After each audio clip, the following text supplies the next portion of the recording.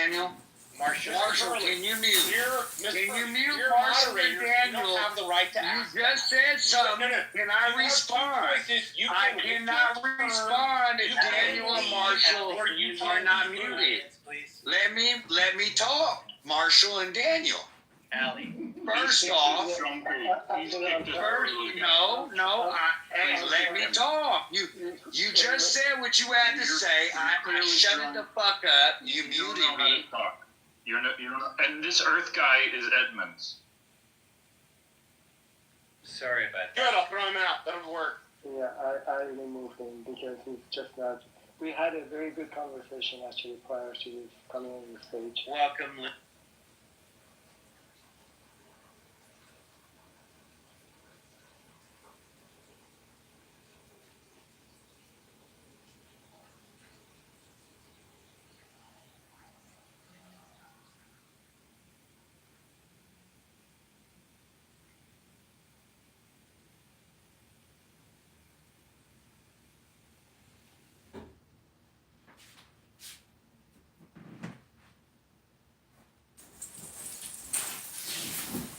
Motherfuckers. Hey, world, are you familiar with this? Oh, I thought that was the same person. Wait, hold on. Okay, I'm not. No, I don't know the book. That's only because. I know Kwame Ture. I don't know the book. Yo, one second. Yo, 1 second. One second, y'all. Hurry up. Please. Look, No. Ann, I know the term rooms are boring, but we're bored of Trump. So You're very upset with a white lady. That's my white business. I don't get it. Like, let her be a He's a what? He's a booker. Oh, right. So he knows his Hebrew.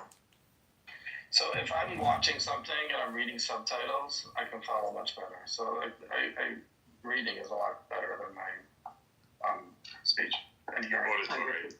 It's a question of practicing, right? Yeah. Do you have family over here? I have 3 sisters. 2 in Yerushalayim and 1 in nearby.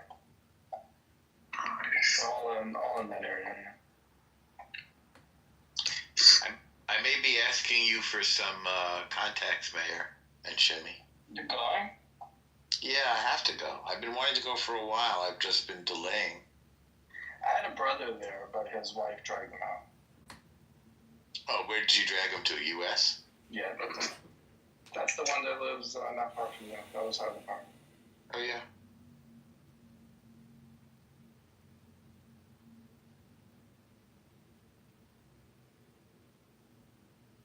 So I was telling Shimmy that I took the political compass test and I tested out slightly left of center. So now if my kid tells me I'm too right wing, I just say, look, I tested it. I'm slightly left of center.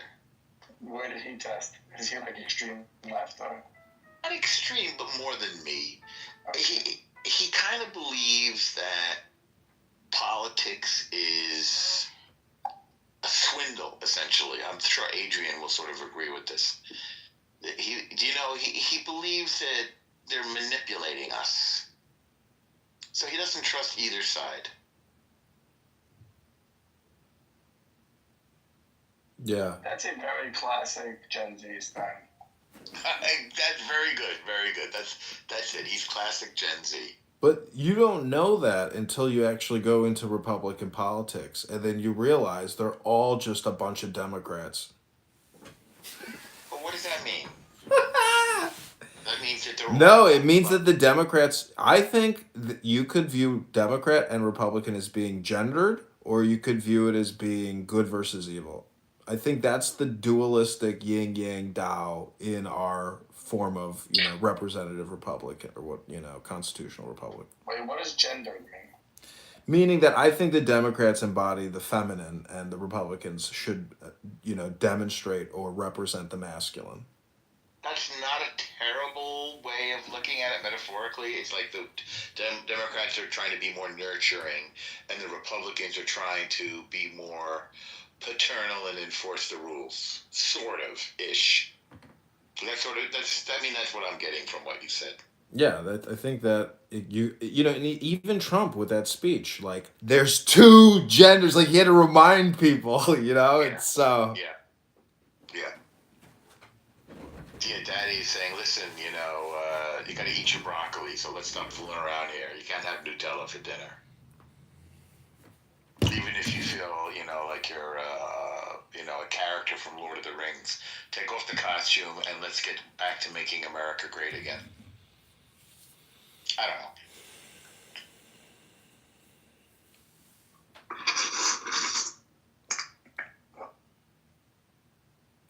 I definitely think it's like destiny because like when I see these photos of what's happening and who's there versus who could have been there, it definitely seems like those shoes are the right fit. Like it was destiny that this. I mean, it is just For Trump. For Trump, yeah. I mean, this is like. Well, God saved his life to make America great, right? Yeah, but people use MAGA as like a pejorative, and it's really just a cliche term which means nothing because this is his second run. Like this is the unfinished business portion. Third run. Well, I mean, second in terms of like the position. So I just mean this is the most persistent. It's wild. Yeah, Mayor, were you kidding or were you serious or both? When I said, well, he said it. I'm quoting him. Yeah, I remember that from the speech. But frankly, around the Shabbos table with my rabbi, the Rebbitzin said, "God saved." Right, this is right after it happened. She said, "God saved his life." How could you disagree with that? Well, the making America great again is I was just about to ask you, do you think we're entering a golden age? Probably a bit of hype like Morning in America, but. Wait, who said that it's Morning in America? Reagan. That's Reagan. Yeah, I forget the name of the guy who came up with it. He worked with Madison Avenue. That's a Madison Avenue line. I forget the guy's name. Morning in America is very famous. It's Morning in America. I mean, if you go around thinking that, you might want to get up and get out of bed and go. Did you see how happy Elon Musk was? I mean, he was saying like, let's put a flag on the moon. I mean, America is a very Manifest Destiny has like a colonial, terrible term to it, but the idea of we will go in a covered wagon and figure out what's beyond that trail has always been in Americans' hearts, and it kind of died in the last 40 years. So, like that idea of putting a flag on Mars, like yeah, it was definitely a uplifting speech. I agree. But let me add something in. We realized that we added a state to this country pretty much every decade up until the 60s. No, I hadn't thought about that. It's been the 60 years now we haven't added a state, but that was America's. Like buying Greenland sounds crazy today, but that's what America did. Like we kept adding states. Excuse me, Mayor. It sounded crazy like last week, and this week it's like, not a bad idea. This week it's like, do you want Panama with that? Yeah. Exactly. Let's put it. And by the way, if you got a minute, would you please put that flag on the moon for us? And then let's talk. I mean, Musk said it Mars. Musk is talking Mars. How do you rate his communication? Because I asked this really wealthy guy I know who was big up at Citibank. First time around, he said Trump doesn't listen, and that's a pretty wise thing to say. But the second time around, it seems like his communication is so concise, to the point, positive, transformational. It's like I think people's jaws are just like dropped when you listen to him because it's like He's getting better. It's spot on. Like it's unbelievable. His like neural programming for the country and for the world is like. I mean, it's the reason why he won, but he went against such a stooge. But I mean, he is a master. Positive, I think, is a major word. If you think about it, Obama was a very negative message, like hope and change. It was a really negative message, and he was an inspirational figure, and he got a lot of, not my vote, but he got a lot of people like inspired. And Trump came with a much more positive message. And then in 2020, Trump was not a positive message, especially after he lost. He became bitter. He looked for revenge. He learned his lesson. That was a very positive inauguration, and he said, despite all our challenges, we are a nation, we are a great nation, we're gonna, like, it was a much more uplifting, like a champion going back for a repeat, as opposed to I just 2020 was like this country's destroyed and I'm gonna save it. He's a learning machine, as it turns out. That's quite a good. That's quite a good feature. I mean, the first time in office, 2016, there was not one single credible person anywhere near him. The most credible person was somebody that whoever heard of Jeff Sessions from Alabama. Is that Alabama? Is that where he was? Yeah. Okay. And then You mean during the campaign or his first administration? during the campaign, let's say when they announced he was the candidate at the Republican National Convention, it was like Scott Baio and Jeff Sessions and his family. Nikki Haley already joined that. There were a few. It was skim, but there were some. Okay, all right, I'll accept Nikki. I hadn't even thought about her. She was great.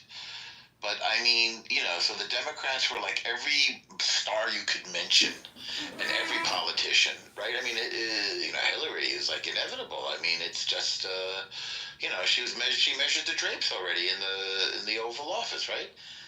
And he had nobody. And this time around, like people are running to him. The smartest people are running to Trump. So when he says that God saved his life so he could save America, I mean, do you know how gaslighting that is to a lot of people who, maybe intellectual atheists when they hear things like that? Because it makes their alarm bells go off thinking like, oh my God, like what is about to happen? I mean, with all the historical context of even Napoleon, like what is this guy really gonna bring and do or say or institute? Like, because it is so transformational that could he blow it out of proportion and do something ridiculous? Like trying to extend his administration beyond 4 years. As I've spoken to somebody else about it, that's a non-zero possibility that he does that. I mean, FDR is the one example, but that is such a bad example. And don't you think he would respect the precedent with Washington and the whole history of the whole freaking thing? Like, he doesn't seem like he's going to usurp that. Wait, you saying Trump? It's unlikely, you're saying. No way, that's not what I'm talking about. I'm talking about cataclysmic world-changing events like the deployment of the military to the Middle East for a greater conflict with Iran or something big in that regards. Some kinetic. Nobody wants to do that. He seems more trying to be the one that doesn't create a war. I don't see that as his big move. I mean, if he does it, I think he's got to deal with Bibi. He wants Bibi to do it. I see much more buying Greenland, getting more control over the Panama Canal, probably not straight out. I see him doing things like that a lot more than the Middle East. He doubled down pretty heavy. I'm the only president that hadn't started a war in the Middle East. Okay, so if we combine your two theories, you get the Yetzer Hara in the fourth quarter at the end. That's when the war breaks out because that's the dog wagging the tail or the political movement to seize and maintain power, saying it's too dangerous to turn this over to the next Democrat. They He's feel 72. The chances of him staying in power are basically zero. That's not what he wants. He couldn't go out losing. This way, he won both elections. He has to campaign again. That's really not what it is. And starting a war in the Middle East is also not a legacy. Like a legacy would be to end the war. A legacy would be furthering the Abraham Accords. If he make America larger, these are like lasting legacies. Having another war in the Middle East is like what? Going to Mars. Going to Mars would be a huge legacy. Yeah. He's got the Space Force.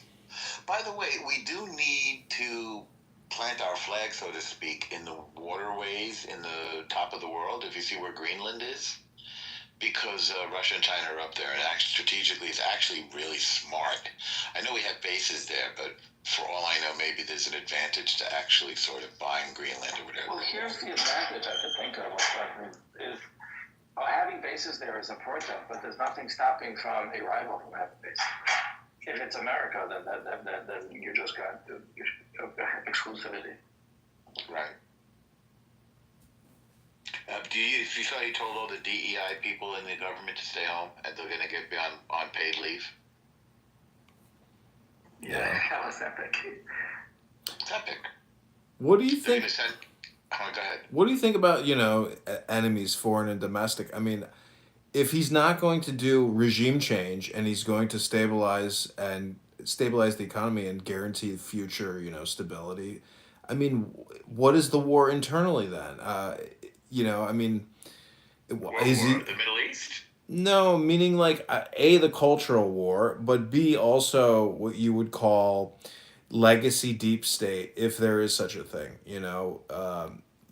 I mean, technically, his head was almost blown off, most likely by an internal security apparatus, which is a legacy thing, and this whole declassification with Kennedy, etc., could be one long conspiracy. So it's like, is he going to use lawfare, uh, or even the power of direct arrests? I mean, like, if you have governors who are going to aid and abet and create loopholes to violate the law, does he send in a general or the FBI to arrest a sitting mayor or a sitting governor? Like, what is the war internally? I mean, you start to talk like Alan Watts or what do you call it, Philip K. Dick, Adrian, and Mayor and I are not like thinking fantasy world. We're talking like today and tomorrow. Not like secretly taking over the mayor's office or something. Like, he made an alliance with Eric Adams. I voted for him. I like him. I think Eric Adams is going to change to Republican, by the way. He's going to pardon him. He's going to get the homeless immigrants out of the city. I mean, that's the kind of thing he's doing. He's probably, I think, going to eliminate, what's that tax thing called that he's not letting he didn't let the blue states deduct their federal taxes from the state. Real estate tax cap is $10,000. That was definitely an attack on blue states. So you could either itemize or you can take a standard deduction in America. And itemizing, there's a couple of biggies. One of them is taxes. He capped it at $10,000. If you live in a blue state, your real estate tax is over $10,000. Forget about your income tax. So he's gonna. Don't you think he's gonna lower that or no? You mean raise it? I would think raise so. it. No, I think he wants to reduce taxes a lot. I think his taxes expire. He's gonna have to do something about that. Well, he's got both houses, so I mean, it should be on the list. No better time, right? I'm wondering what he'll do. He might just extend it and not touch it. The thing is, last time he used political capital on this tax bill, and I don't think he's going to want to do that again. So, and the clock is ticking. It has to be done quickly because it has to be done before the 2025 tax year. So I'm conflicted on this one. He might do something, or he might just extend his for another 5 years. Because in order to do it fully, it takes a higher percentage. This is part of the reconciliation bill. So you can only do tax code for a certain amount of years, or you have to do a full bill, which he has the House, but he has the House by one seat.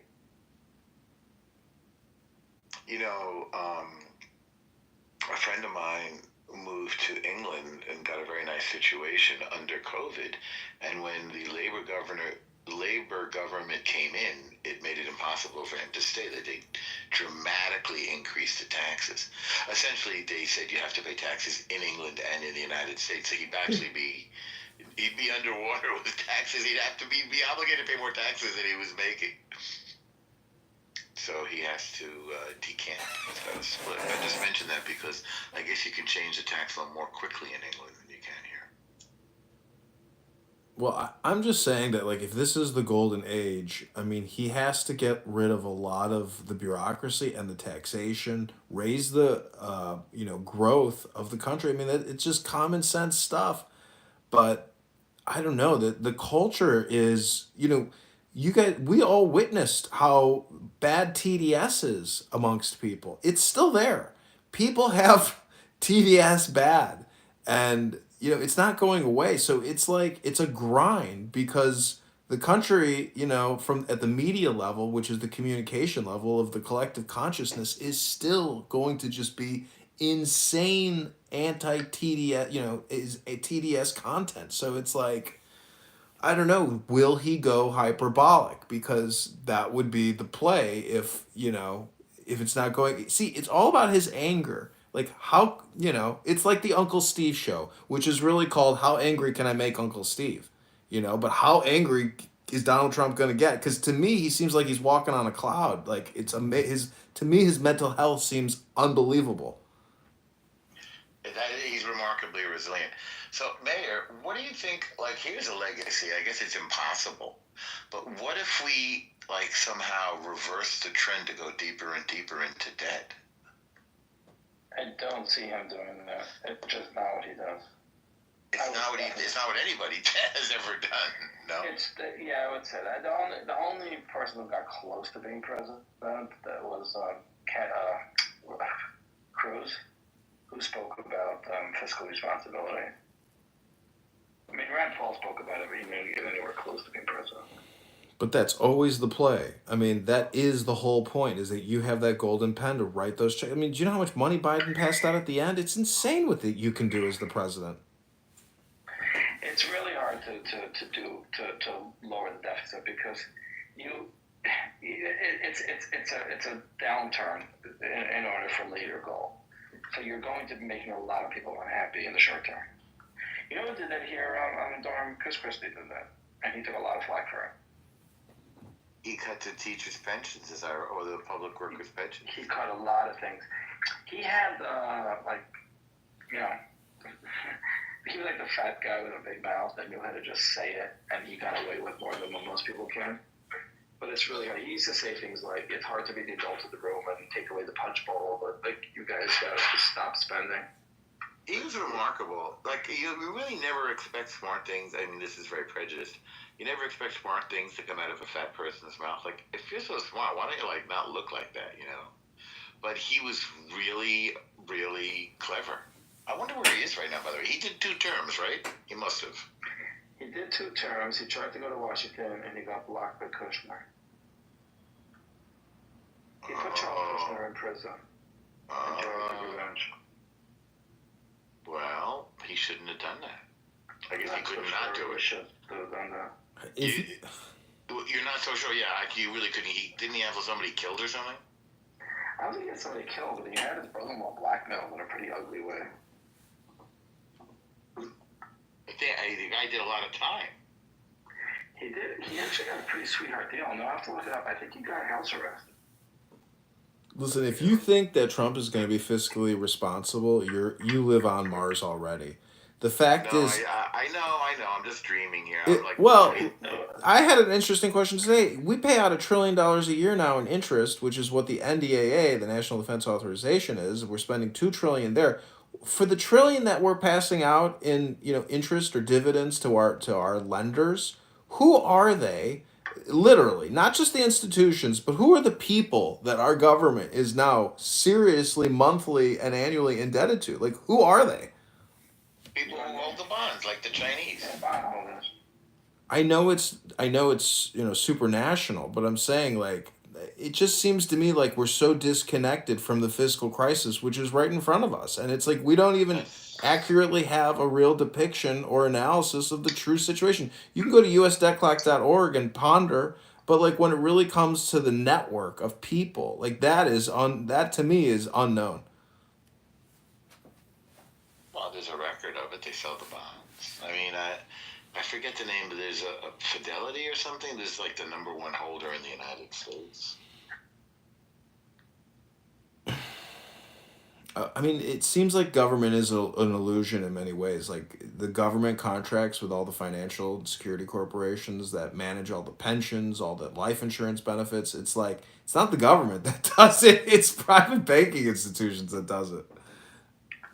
He did some executive orders that was way out of my consciousness. I'm assuming most people also he was overturning executive orders that were signed looked like for Johnson. They've been just executive orders for a long time. Yep. Yeah, the affirmative action bill. That was an executive order. It's not even a bill. That's what I mean. The EO. I'm sorry. Yeah, the affirmative action EO from Johnson. From Johnson, that's crazy. If I asked you last week how many things go on in the federal government that are just executive orders for decades and decades. Like, was that like within your consciousness of how strong it is? No, I would say 10 and under, because I figure the subsequent presidents, they want to reverse them. Right, and this went through Reagan, 2 Bushes, Trump last time, and they all like went with it. Don't forget Clinton, and I guess he would. So. Well, Clinton's a Democrat, but yeah. Obama. Yeah, but Obama would have signed it. What about the Equal Employment Opportunity Office, the EEOO, that I think Thomas was the head of? Was it him? Yeah, I think he was, actually. Right? Clarence Thomas was the head of it before he became Supreme Court Justice. What if there's another Supreme Court Justice? You know, I saw a chart of I hate to interrupt your Supreme Court thing, but I saw a chart of the stock market growth by every president. Nixon had a -5% 4-year growth. Bill Clinton had the biggest and the best because of the dot-com boom. But isn't that all just the Federal Reserve doing quantitative easing or the expansion of the money supply to even expand Wall Street per se? So it's lax regulation, bigger Wall Street, bigger booms, bigger busts. So I don't know. It's just an interesting observation that it's a hand-in-hand president. Like the president and the Federal Reserve are holding hands the whole way through. I just remember the days, I'm probably a little older than you, when Alan Greenspan was considered the greatest genius and the most powerful person. And all he would do was he'd lower the interest rate by a couple of basis points. Quite a bit, and everybody would go, he's a genius! Remember? He never spoke clearly. Like, first of all, his words weren't clear, but he didn't even enunciate them. And everyone, like, yeah, that was well, here in Chicago at the Rosemont Convention Center, I went to something called the Learning Annex. And guess who was there? Donald Trump and Alan Greenspan. Alan was a speaker, and Trump was selling his, Trump University real estate, how to make money in real estate business kits for thousands of dollars. And I was like, this guy was the head of the Federal Reserve, huge, if he wanted to be in, he's here speaking at a Trump, college university. I was like, is this all? Am I losing my mind? I was like, this seems like it's That's very funny. If you had tape of that, but the thing was, once we had the recession, everybody said it's your fault. You're an idiot. Like you were fooling us the whole time, and he had to like slink away. So his legacy is terrible. Well, he reminds me of like our Yasser Arafat. He's always drooling, like a catfish. What does that mean? Meaning that when you look at historical videos of Yasser Arafat giving press conferences, it's a fucking miracle that piece of shit ever even lived. I cannot believe that piece of shit was never even assassinated. Like, just everything about him is just fucking a miracle. Suppose he was like Castro. Sorry to interrupt. Supposedly he was like Castro and he slept like in a different bed every night.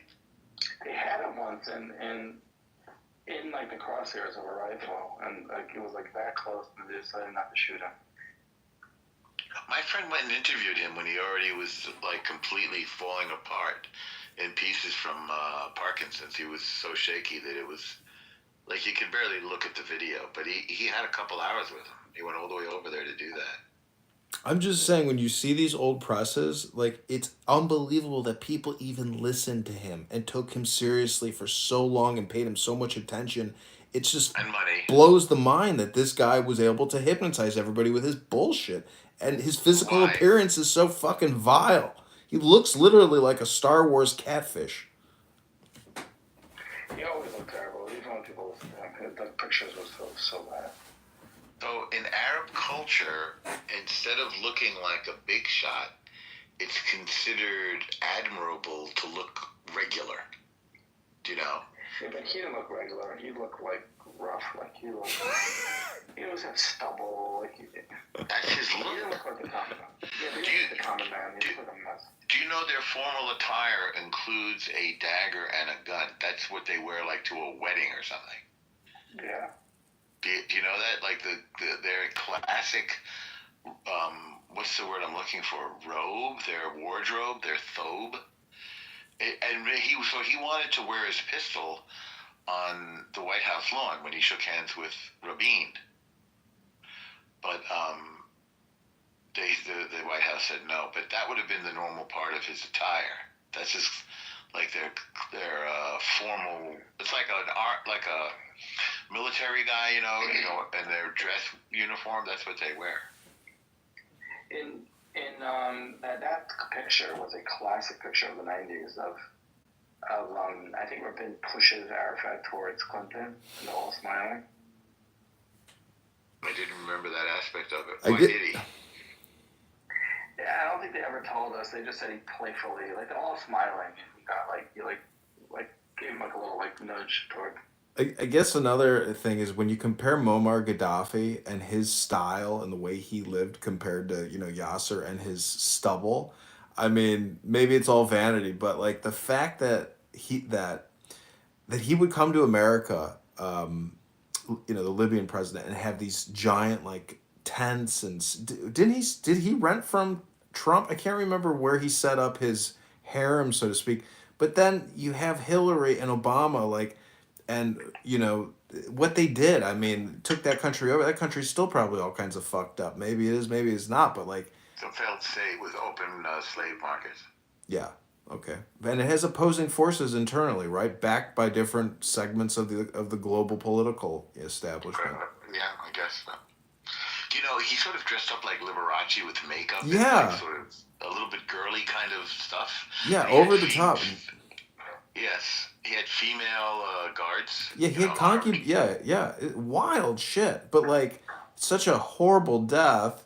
And I don't know if Hillary and Obama were the ones who are even primarily responsible for that. It could have been European. Adrian, Sidney Blumenthal.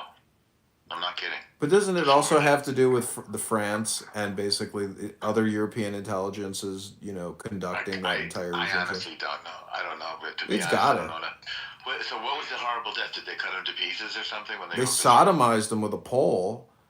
They desecrated his body. He was tortured to death. Are you sure? Didn't he dare them to kill him? Didn't he get on national television daring anyone to try to kill him the week before? Yeah, him and his sons were ready for whatever, but they got his ass quick. That pole thing is an old form of torture that the Ottoman Turks used as well. It's really impalement. It goes up there and it goes through the top of you, and they can hang you there for days. And you have to avoid the organ. How long does it take to die? 3 days, they said. Oh wow. Yeah, it's in a book called The Bridge Over the Drina by Ivo Andrić, and it's about he won the Nobel Prize, this guy, and it's about Bosnia being taken over by the Turks, by the Ottoman Turks. And so in order to maintain civil order, they publicly tortured people. And they did that to this guy. I mean, I'm sorry to even say this. Do you mind that I'm going there? I'll stop. No, I mean, it's, this is... Who did this to Gaddafi? It was the rebels, whoever the hell's alive now from that carnage, because they had another mini civil war in there, and they have all these opposing forces. It's all about the resources and the oil. I mean, I'm sure they're all have their own little distribution network going. You know how much money is coming out of that country monthly? Hundreds of billions probably dollars worth of oil. Do they have oil in Libya? I didn't even know. Oh yeah, huge energy business. Everybody there was well-to-do. Huh? Who's getting the oil money now? It's all going to European energy export. Who's running that? European energy corporations. Well, how do they maintain their control there? Do they have their own army? Yeah, they have proxy forces that are probably aligned, and I think there's probably who knows.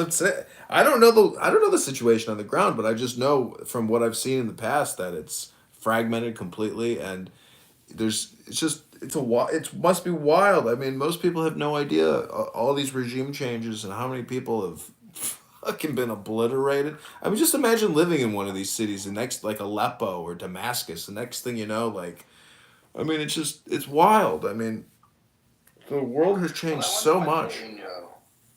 What's that, man? We're definitely living through a lot of history. I wonder what they knew in Damascus, because we weren't getting news because the news was controlled completely by Assad. But I don't know if the locals were taken as surprised as we were.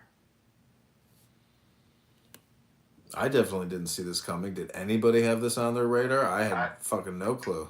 No, we didn't have it on our radar because we weren't getting news out of Syria. But I don't know. But I would not be surprised at all if the locals were like, yeah, we watched the soldiers packing up. Like, we saw people weren't getting, like, they weren't going to put this in the papers. They don't have free press. I love how Trump. The locals knew and didn't know. I love how the only news we know is Trump comes out and says, Erdogan did this, Turkey did this, Turkey sent them. And I'm like, I just fucking love Trump so much. I don't know what to say, but like just the hard reset on what has been going on for 4 years, and the fact that Kamala and Tim we could have been listening to them now. Like, I honestly would have ducked out. Like, I would have gone to Israel maybe if Kamala became president and given up, because that would have been too much to psychologically endure. Abu bin Baghdadi died like a dog. He died crying. What's that? That internet thing is one of the fun. That's internet at its best. What do you mean intimate? Internet. Oh, internet thing. That where they juxtapose Obama. That's just. That's what the internet was created for. Yeah. He died crying like a dog. She could say, like a normal person, knock knock, who's there? If I come in, boom, something. What is that you're saying? That's part of that clip. You don't know what I'm talking about? It's next to Obama. They keep going back and forth in Obama. And I know. Well, Obama's going, I'd like to inform the American people. At 8:26 p.m., the American forces have... He's been eliminated. He died like a dog. Yeah, he died crying like a dog because he was a dog. Beautiful dog. A beautiful dog. Beautiful dog. I have no idea. He's like, and the credit should go to the Marines. I don't get any credit. I never do. It's okay. It's about him. It's all about him. Like, he killed him. Oh my God. This is just beginning. It's day 4. Is it day 4? Is it last? Well, oh, maybe. Well, let's count Monday. Monday, Tuesday, Wednesday, Thursday. Yeah. Well. He renamed the Gulf of Mexico. And Mount McKinley, some of the things he did were just bizarre. Like that one was just interesting. What did he rename Mount McKinley? He renamed it Mount McKinley because I think it was Biden who named it after like a native Hawaiian name. Who had renamed it? This is in Alaska. It's Alaska. It's in Alaska, not in... No, Hawaii. He named it after native Alaska. Right. So he it was like named like one of these like unpronounceable names, and he flipped it back to Mount McKinley. That is so funny. I didn't even know Obama had done that. I know. I think it was Biden. Oh, what a dumb thing. What a dumb thing to do. Well, it was part of. That's acknowledging late native land. Yeah, it was part of the whole 2020 of like. Remember when they were signing their emails like "I live on stolen land, built by stolen people." That's still going on. When I come into clubhouse rooms now, I say, I'd like to do a land acknowledgement. Moshe Rubinstein used to live here. He was a tailor. It definitely lost its fever. It doesn't have the same. Like, that was... 2020 was like the year for that. Now it's like much calmer. Now, if I come into a room and say, please respect my pronouns, everybody laughs. That's like 4 years.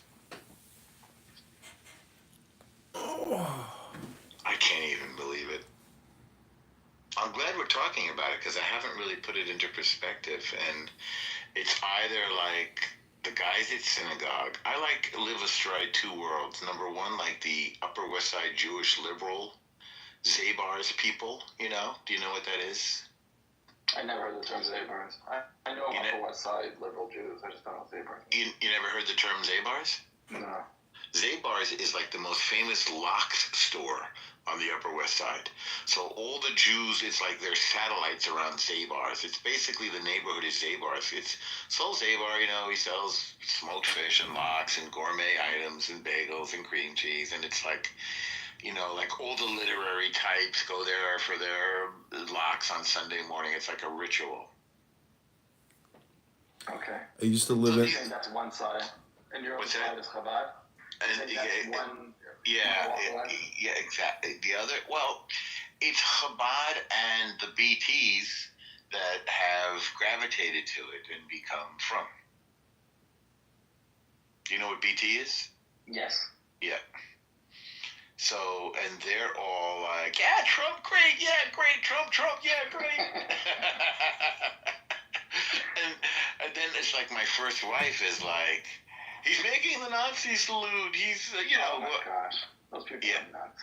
I know. Well, wait, what was the other stuff that they, like, I don't know, whatever little, like, tiny little semiotic crumb that they can. State this morning was freaking out over alleged stipulations that Trump was putting on the relief effort to California. Yeah, that's interesting. I didn't spend a lot of time. I mean, the only question that should be asked is what are the stipulations? Because that's, you know, that's like all of that. So I did like a quick search, and I found some left-wing media, you know, mainstream left-wing media screaming about it, but I haven't read anything that says what they were. Again, I don't think I can even see that place anymore. Number one, that deep state Ben thing, Ben Mendelsohn, I guess I'll say his name. You know, he got Roger clipped again for the third time. For the third time. Roger went after him today. I was there for part of it, and it's like I'm not going to stay for much because I don't really. I happen to love Roger, but I'm not that interested in him. I mean, I shouldn't say that. I'm not that interested in his beefs. Like, I don't care that people. I like his rooms. I wasn't really interested in his. But it came all about that. I would have rather them discuss. I think we were there together when they were talking about when we were discussing the 14th Amendment. Yeah. I'm looking forward to those oral arguments. I think we're going to enjoy listening to this. But I did join Charlo State because, like, why not? But it wasn't like the highlight. It wasn't the best conversation. You joined what? He made a house, Charlo State. What's it called? I didn't even see it. How did I even miss it? What was I doing? I don't know, but that was Roger's vendetta. He made a room. He made a house called Shallow State, and we're going to teach Ben how to have a enjoyable, relaxed, happy conversation. That was his vendetta. But I don't understand how they were able to get him clipped unless it's really wrong to cop. Like, how did he do it so fast? What does Ben know? What tricks does he know to pull to get him clipped? It's just mass reporting. Believe me, I've had 100 accounts clipped, and you can go to rogermayhem.com to see all my Adrian Dittman movies. Oh, I forgot you two hate each other. No way, I don't hate him. I love listening to him. His argumentation style and how he... Basically, his Socratic method is just awesome to listen to, even for because it's logical, it's common sense. I mean, have you ever gone on YouTube and typed in Roger Mayhem and seen his podcast interviews? I mean, he knows a lot about libertarian economics and politics. Podcast interviews? Yeah, Roger Mayhem is like his non-playable character. That's why I created RogerMayhem.com. Or I rebranded my accounts to Roger Mayhem, and they clipped me immediately. I'm like, how can they clip a non-playable character? Like, this is not his fucking legal name. But anyways, I love what he does on this app. I just I love recording with. Are his YouTube videos good? I mean, ones that he made? Yeah, they're really intellectual. They're very smart and things did you that make never. Them or did he make? No, he went on somebody's prearranged podcast who he's friends with. That he's part of some libertarian network, and they talk about economics and financial policy and business. He's a very I don't know if he's very successful, but anyways, he's got his finger on the pulse. He's no dummy. I mean, the guy is one of the sharpest people, in my opinion, on the app in terms of being funny, entertaining, and actually, knowing what he's talking about. He's a subject matter expert, at least on, his field, I suppose. What's his field? Libertarianism? I mean, he's in sales. I think he works for Salesforce. So, you know, he's got the gift of the gab. He's the guy you want to work with, you know. It's interesting. Maybe we have He's interviewed by Ayn Rand fan club. That's interesting. Roger Mayhem talks how capitalism versus healthy debate via healthy debate. Yeah, I mean, he talks about books he's read, related, you know. They go into some interesting things. I mean, it's interesting because it's outside a clubhouse, but it's like the same Roger Mayhem, and you can actually maybe, you know, learn more things than you can on an app like this when he's dealing with Hakima, and you know, Hakima, hold on, Hakima, like there's just so much wasted communication on here with incredibly stupid shit, but I don't need to tell you guys that. So, Mayor, I'm glad we talked this long because it's something that I really recommend to you. And do you know who Richard Epstein is? It's on this topic, but so he's an expert on Roman law, and he's sort of the classical liberal. Told me about it. I did already. Okay, good. You haven't watched any yet, right? No. I think you'll love it as much. I saw you looking forward to the Supreme Court oral arguments. This guy knows as much as. What's that? I think this one particular, I think it's really interesting. This guy knows more than the Supreme Court justices about the law. I'm not kidding.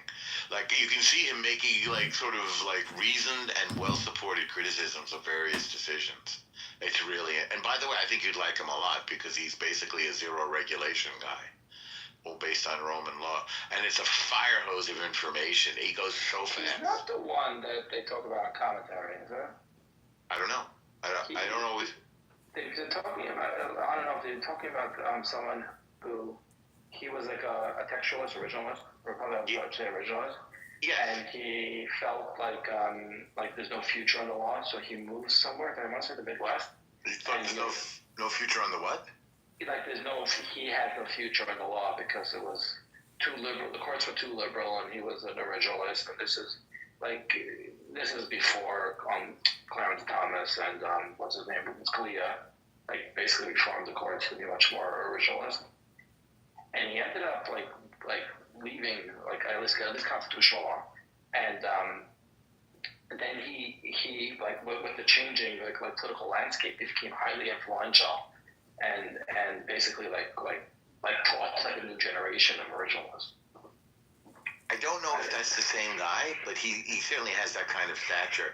Very personable, very winning, you know, but a lot of information. Like if you space out for a second, like you got to go back and listen because it's all very, very dense. And where do you consume this information? Where does he teach? Richard Epstein. Oh, he's been Richard Epstein. You'll see. Just go put Richard Epstein into YouTube. You'll see a lot of them. Then you have to find a good one.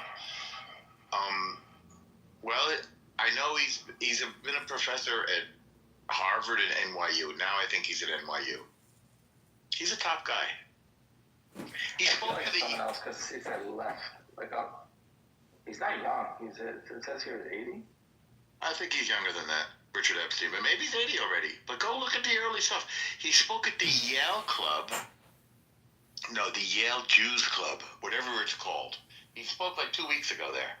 So the Yale Jews Club is run by a Chabad rabbi who's the who's the nephew of my rabbi, and my friend who goes to my shul also went to Yale, so they're on the list. So they went to see it, and then they shared it with me, and that's how I got to know him.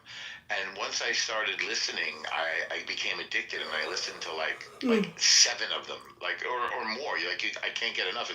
It's so stimulating, and it's so rich and dense with legal insight. And again, there's some very interesting one. This is 9 years old.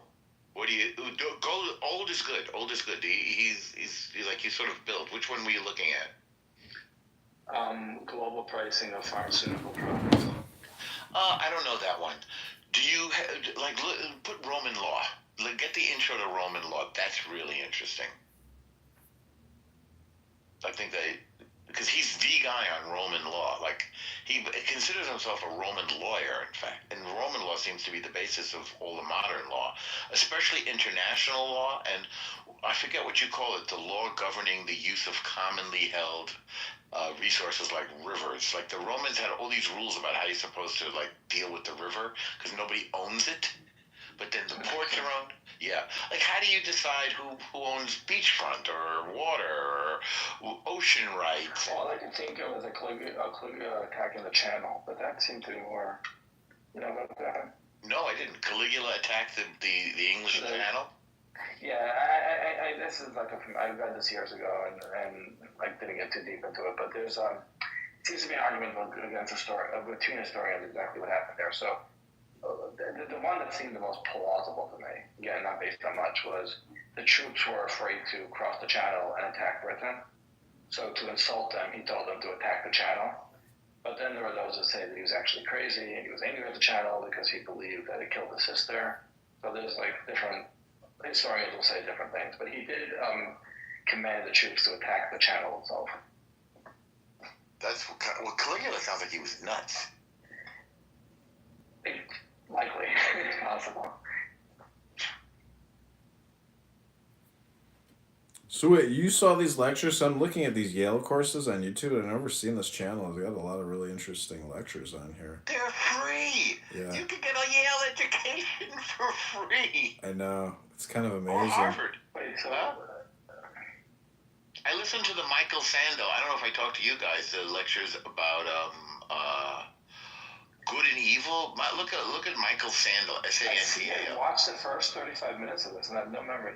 Richard Epstein, George Soros, and Bruce Caldwell discuss Hayek's Constitution.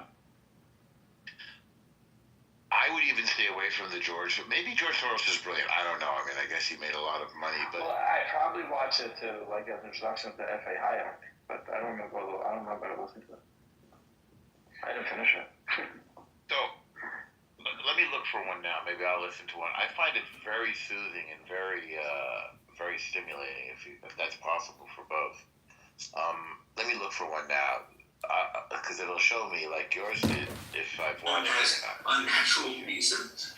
They did have a very clear view of what would count as a social welfare function. The notion of Pareto optimality or Pareto improvements and so forth lay 1,500 years in the future, so they certainly didn't rely upon them. But they did have the following very Classical Liberal Institute. That's what I'm looking now. This is 3 years old, this one. Why study Roman law? No, but this is Classical Liberal Institute. Are there any other ways in which His channel. It's good Welcome to see to him. this wonderful occasion when Georgetown Federal Society honored Is the administrative disagreed state with them. consistent If you with don't the believe this, I University of suggest you Chicago? take a look at the April So 17, here's a good one. 2005 You issue might like with this, Jeff actually. Rose's effort to be Is the nice with the picture administrative which comes state straight from consistent with the Dracula. rule of When they law? did a study on That's a myself really and good Mike one, Green, right? I think That's was like also chevron in difference, Malcolm, isn't it? I don't see here. Yeah, It's the third villain in a particular base. I could see that, chevron deference. And that's paragraph 1. In paragraph 2, you find two other elements with respect to natural law, both of which again have an enormous influence on everybody, on the evolution of the subject and on my thinking about it. The first of these is when you're told that something is natural law, what you mean by that particular expression is that it's a part of the law which is common to all people in all places throughout the world. Okay, this is the, what do you call it? The, Uncommon Knowledge? I'm sure you watch Uncommon Knowledge. No. Okay, am I getting too, Welcome to Open Minds, artistic for a you? Freedom of Thought podcast series, I'm getting tired. interviewing the people Okay, who bring all right, we can courage. start to wrap it up. I mean, you get a lot done today. I'm getting ready to text you. I don't know enough about the difference in Roman law and common law. Maybe this will help me. Oh, it's tremendous. And here he is with John Yoo, who I think he taught. That's a really good one. Obamacare and the Supreme Court with Richard Epstein and John Yoo. That's something that you will have some familiarity with. You remember the Supreme Court arguments about Obamacare. And John Yoo is conservative, but Richard Epstein is another level. It's really funny, like somebody who's a conservative with somebody who's a libertarian, but with really solid basis in the law. This is 2 years ago. Roe v. Wade explained by Richard Epstein. That sounds 11 minutes and 18 seconds. I could share with you. Did you see the Supreme Court justices come out during the inauguration? What did you think about that whole parade? I mean, with the bands, with the, plumes on their hats, like the whole thing, I don't even know. I'd like to watch it again to like do a more critical analysis of it. But what did you guys think of it? I was on. Actually, I was doing color commentary on. Thank you, Mayor. On Clubhouse, I was making jokes and stuff. It was exciting. It was. I can, I'm glad I'm talking to you guys again because I can't believe it happened. And I'm friends with people around the world, and they are so happy and relieved and excited. Like the same way that these deep state guys, the deep state patriots, are freaking out. My friends are like very happy. Were you surprised like how like poor administrative job the Chief Justice did? Like he forgot the Bible. Like it was strange. I didn't even notice. He wasn't holding the Bible on Trump. Yeah, but do you have to swear on the Bible a second time? No, but you don't swear the Bible the first time. It's just like they bring in like a sentimental family Bible. They bring in. I think J.D. Vance had 2 Bibles in his hand, I think. But it's always like symbolic and meaningful to the person and to the nation. Like you would expect it to be done. I thought he used the Lincoln. I thought he used the Lincoln Bible. Who, J.D. Vance? Trump. It was something. It wasn't the Lincoln. I thought it was the family Bible. But he missed it. His other hand.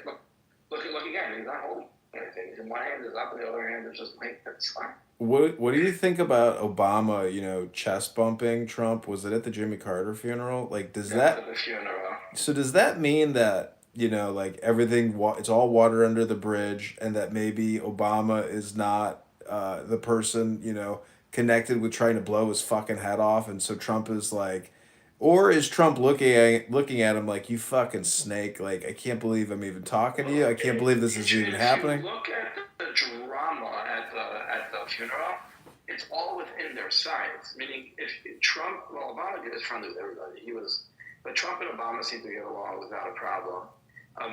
Kamala Harris and Biden were clearly not talking to each other. Pence and Trump were clearly not talking to each other. Bush and Trump don't get along with each other. It's like all within like the person you like usurped within your party, but the opposing party seems to forgive you. That's what I saw that night. Yeah, Biden and Harris weren't talking to each other. Oh, you could through the television you could cut that tension with a knife. She was sitting there and Doug was looking straight ahead, like they were not talking to each other. She was like in a fetal position. She crossed her legs and hunched over like she was trying to curl into a ball.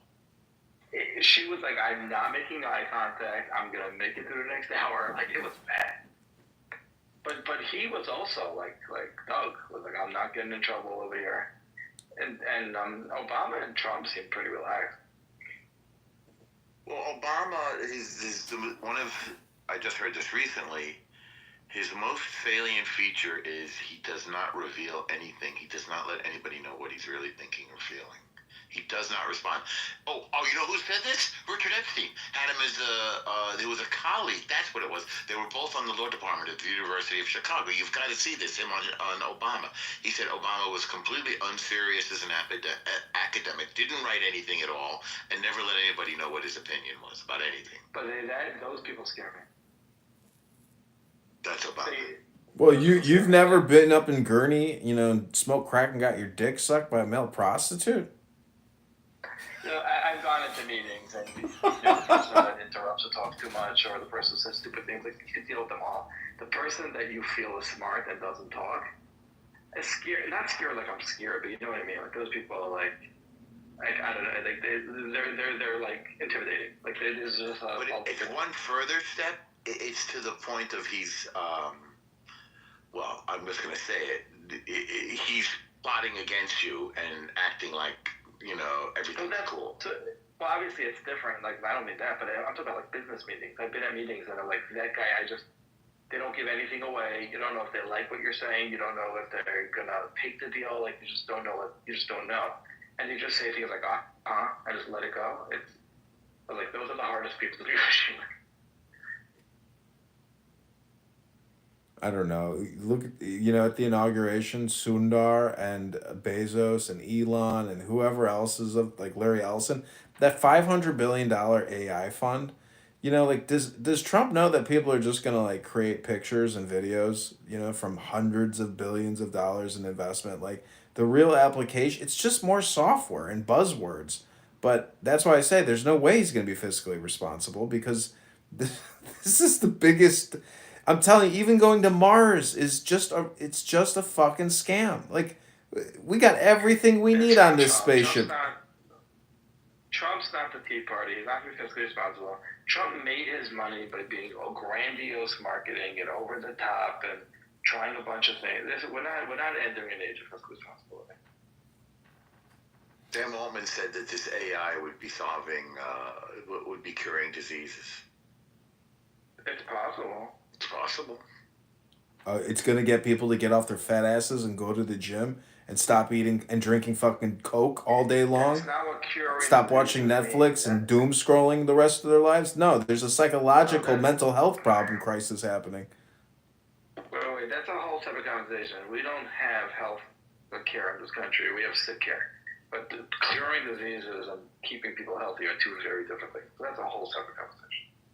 Listen, they are never going to cure cancer. It's part of the human condition. You can't reverse engineer decades of abuse to the human body. I mean, that's like saying they're going to create a replicator. I mean, Al Normo, I like the name of your business, whatever you had. It was like Rapid Health or whatever. Because truly, people are in need of rapid health. But there will be no Star Trek innovation. Neuralink, all this shit is in many ways just diagnostic and display. There's no revolutionary technology coming out of AI that's going to be able to come up with this genius technological innovation. It's all communication. That's all it really is. And I don't see why people don't see see that joke, in the sense that it's really just a grift for more money, for more software, for more communication.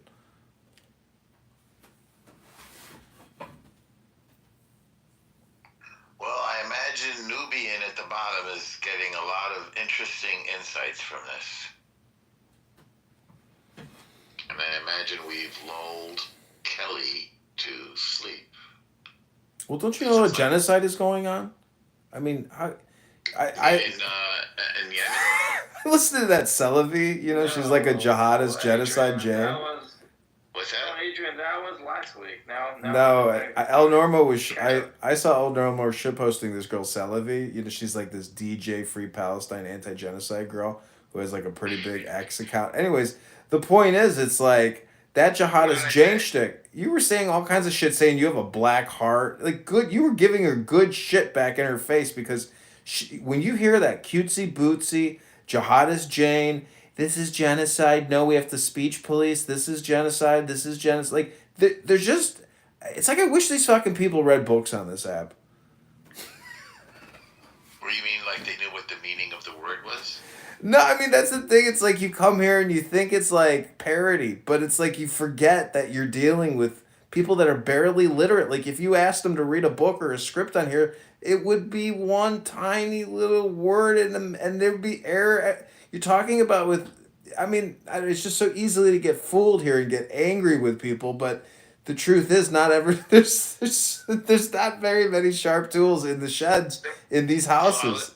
I was talking to a Palestinian in Amir's room, and he goes, everything you say is a lie. I said, okay, maybe you've seen me do this before. I said, okay, tell me one. What did I say that's wrong? Can't name one. Then he goes, your whole identity is a lie. So I go, what's my identity? He goes, you're a Jew from... I said, yeah, I'm a Jew. I mean... Wait. So what? Tell me some Wait. This was the craziest thing I heard from that girl Celavi today. And I wrote it down. She said... Sela, not Celery. Well, her ex or whatever, Celavi or something like that. But she says... And then Caleb in the chat said... Well, anyway, Celavi says that Jews are mutated Nephilim. That these Ashkenazi are mutated Nephilim. And then... I don't know what Nephilim are. Come from the Hebrew word nafal, to fall. What exactly the meaning is not clear. No, this is like giants or some shit. But she's saying it's like she's saying it's genetic mutation. But anyways, it's just so stupid and ridiculous. And then Caleb's like, so wait, the Nephilim Ashkenazi are the Malachites? Like, it's getting so stupid and hilarious that it's like Is not, and is anybody, because she sounds cute. So it's like, does everybody recognize this chick's a fucking idiot beyond belief? That's what gets me about her. She's so venomous and murderous and nasty and vengeful, but she's got this sweetie pie voice. And when I realized that, and I was very nice to her in the beginning, she used to be in Roger spaces and stuff, and as soon as people saw like a glimmer of this blackness coming out of her, this evil, it's like she's welcome nowhere now. She's in two places. She's in the... She goes to the Andrews Christian room, bunch of brain dead people. Do you know this other chick named Maze Love? Wait, which Christian room? No, it's not Christian, it's atheist, but he's a Christian, but every day he talks about whether God exists, every single day. Who? Andrew. He's a Christian. Yeah. He likes, that's all they ever talk about. He was really getting animated in that room today. It's like, I kind of feel bad for him. He doesn't usually get animated. He's usually like very mellow. No, he was animated. Silent, and they're all pro-Palestinian. He kept going on about, if you kill a baby, if you kill a baby. Yeah. And the baby goes to God, and it's God's will. So, are you really killing a baby, or are you sending them to heaven? You know, it was like this whole conversation. He likes to talk about things like that. Yeah. And at the same time, so the Palestinians took the opposite point of view of him. But meanwhile, they're all saying, oh, we love dying. We want to go to paradise. We love dying. Yeah, we love death. You love life. So they every sort of, I pointed out, every sentence that they say contradicts the previous sentence. The Mikhail really exhausts himself too on this app. I mean, Mikhail can really go. He's this dumb fucking kid. He used to be in the Navy or Army or something, and he's like a nighttime security guard, and he's, I think he's Christian or Greek. Cynic Mikhail, yeah. Well, how do you know he's a security guard? He doesn't have a work. I think I asked him. I think he works the night shift at some fucking warehouse or something. I think he claimed to have been in the Air Force. Or it could be he was. I have no idea. No, I think he served in the military. Yeah, he was a U.S. soldier. I think specifically the Air Force, but I don't know. Well, that's he doesn't have a working brain, so yeah, part of the military, sure. So he's so confident that he knows something. He kept saying that the Jews are fake because there's no walls in Jericho. It's like, I mean, the shit that people say on here is it's just so laughable. I mean, honestly, he's very confused because he can't decide if he's an atheist, if he's he thinks he's Muslim, but then he'll say things like that, which is not even true because archaeologically there are walls around Jericho. But he's very confused individual. He also says that the Torah is corrupted because it contains contradictions, and it's obviously that's a classic Muslim position. Yeah, that's a Muslim position. That's not even like strange. So that's not even like what? That's not like fringe or strange. That's because what they have to reconcile is because really they're Act 3. So they have Jesus and then they have Muhammad. So Muhammad came to rectify because the New and Old Testament were corrupted, and this is the perfect book that cannot be corrupted ever. So I said to him, if our book comes first and your book contains a lot of the same characters and stories, which is the original? And it's just, you can't get a straight answer out of him for that. And it's kind of obvious, no? Yeah, and their proofs of the corruption, it's kind of funny on that because they'll think like they have this major I gotcha, and they're like juvenile. So I say to him, so there's something in there that you don't understand, right? So you're calling it a contradiction, and because you don't get it, you're saying that it's written by different authors and it's corrupt, and it's not the word of God. And it's written in different voices, by the way. So then I say to him, so when you see, I am the Lord thy God, you think that's not in the first person? I asked him that, and he was just silent when I said that. He's a character. I have, a lot of like history books, and I have these interesting books from West Point by generals or colonels that wrote, an analysis of World War II battles, and the point is, with regards to the Palestinians and what the Gazans did or the terrorists there did, it's like from a military strategic perspective, it's like all these people who keep just repeating the word genocide nonstop.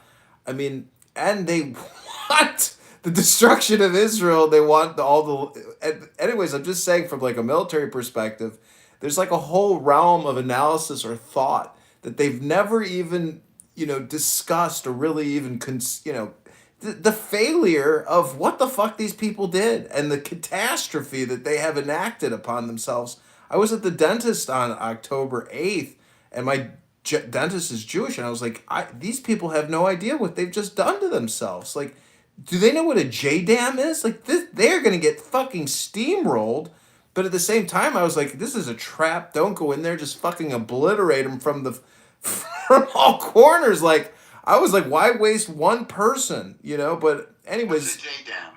it's a bunker buster. It can penetrate into the ground 200 feet and blow it all the fucking hell. It's like the mother of all bombs. Anyways, Trump just gave Israel a bunch of those, by the way. yeah, I'm pretty sure I'm pretty sure they have the ones they did in Lebanon when they took out some of their facilities. I think those were Nasrallah. technically But those were JDAMs. all manufactured in Israel.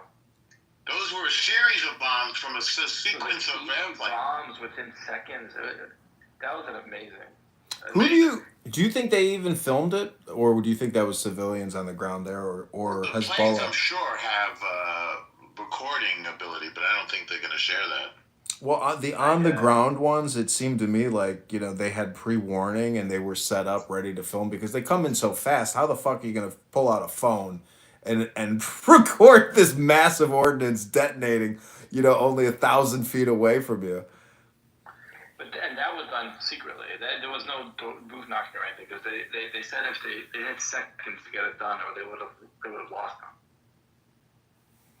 Got it. And Bibi is giving a speech to the UN and looking at his watch while this is going on. That was crazy. Isn't it amazing? About that. You know that saying, like, the thief comes in the night or death comes the fact that history like this changes so rapidly, it is almost unfathomable that there's so many changes that happen and so many more changes will come in, the next 4 years. But I don't know. It's just unbelievable that Trump even won, because I was thinking the system is so fixed that we're going to go into like a tremendous legal, situation. But it seems that things just resolve. My dad was a cop for 30 years. He said the longer it takes you to respond to a problem, the quicker it seems to resolve itself. But the thing is, Trump is like this archetype of like the hero's return, or like, I don't know. It's so historical. It's just really unfathomable what is going to happen based on the fact that Trump is the president.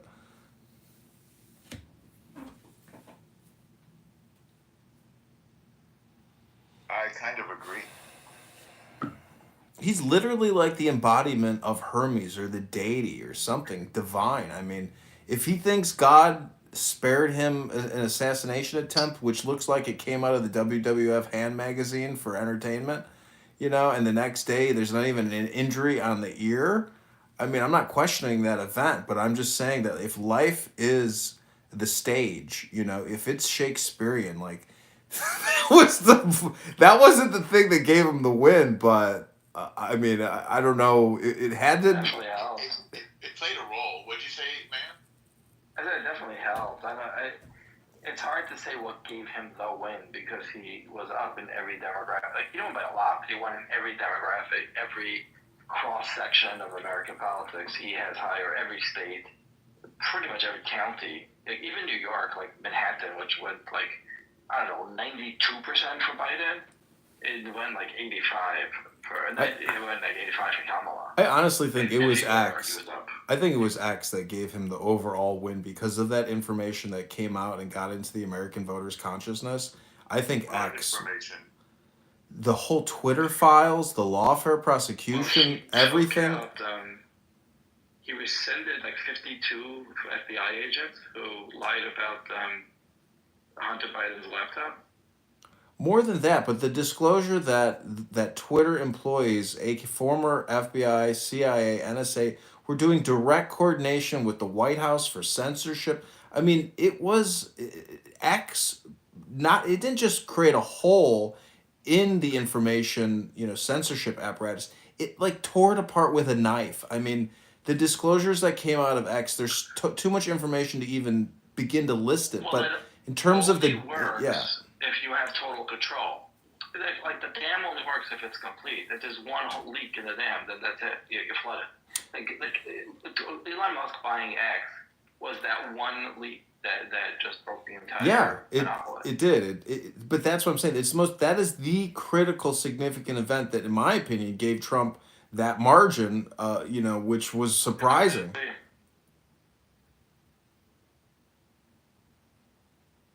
It's that X factor. I mean, and I've been recording Elon Musk for 6 months now. See what you did there. What's that? We see what you did there, calling it the X factor. Well, even in religious studies, you could say Shekhinah is X factor or the presence is X factor, but it's just communication. It's the hermetic rod of the caduceus. That's why Nancy Pelosi wears the caduceus. That's why that green woman at the inauguration wore like a caduceus lapel. It is communication. Some woman who was involved in the inauguration. Did you see that the priest that Amy Klobuchar put in there and what she said and how everybody in the Trump camp responded like, what the fuck? Yeah, I did. I have a question. Hi, Shemi.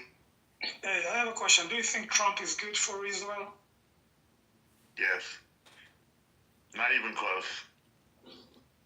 You're saying it without a doubt? Compared to Kamala, you guys just missed an asteroid, a freaking asteroid that would have wiped Israel off the fucking map. But Jimmy, I'll tell you what my rabbi said though.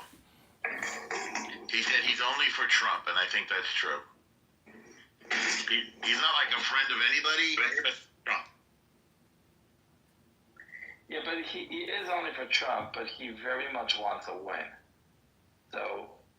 Yeah, but you can't say that it's just he has so much exposure to the Jewish community now. I mean, he's putting a stone on Menachem Schneersohn's grave at 770. He's always been close to the Jewish community. He's a New Yorker. He's lived in the New York real estate business his entire life. Yeah. You realize that all his grandchildren are still Jewish? I mean, I say still because Tiffany, but when she has a child, that'll change it. But all his grandchildren are Jewish. That's not normal. Well, this is why but his demeanor, like even when that ridiculous lesbian priest is making blasphemous, ridiculous statements, and he feels like he got set up, and A.B. Klobuchar is a piece of turd, he's not angry. He's like Bill Murray in Groundhog Day, because of that assassination event and the miracle of the win. Like, I think this guy is like, he can't even believe that the simulation has done this. He's like Neo in the Matrix at this point. Like, I'm telling you, that's why either he could become the most dangerous crazy person you've ever seen, which I don't think is going to happen. Vance during that speech? Huh? Did you see Vance during that preacher's, what is she called? A preacher or whatever? Bishop or a deacon? I don't know. Did I see him? No. He has that look that's like, it says everything. It's like, what's happening? What am I doing here? Like, it's like the perfect politician's look. It's like subtle and it's clear, but it's not like overtly nasty. Like, you got to see the look. It was like he like nailed it. I watched the recap on Ben Shapiro, and of course Ben Shapiro was pretty funny about it. I mean, she literally was going on about mercy for the gay and transgender youth and for the stranger among us and the illegal immigrants. I think, well, you listen to the deep state people. Are they in shock, Mayor? I don't listen to them often. Today they were freaking out about the stipulations, but I don't say, I'm not like welcomed in that room, and I don't say, Ben Mendelsohn likes me, I don't think anyone else. But Scott, Jay hates me. It's so interesting. Ben despises me, and he like questions my credentials, which by the way are of course 100% true, not even close. But I don't start up with him because it's like worthless. It's like Billy, like you know what I mean? It's like who? He is Billy. What about Billy? He's a nice guy, but you can't discuss politics with him. It's like you're not going to get like an alternative view or interesting. It's just Billy is angry and high. Right. So when he says a story, you can talk to him. He's a nice guy. Like I wouldn't mind having dinner with him, but you can't have a real discussion. I have had dinner with him, by the way. I imagine Ben Mendelsohn is also angry and high.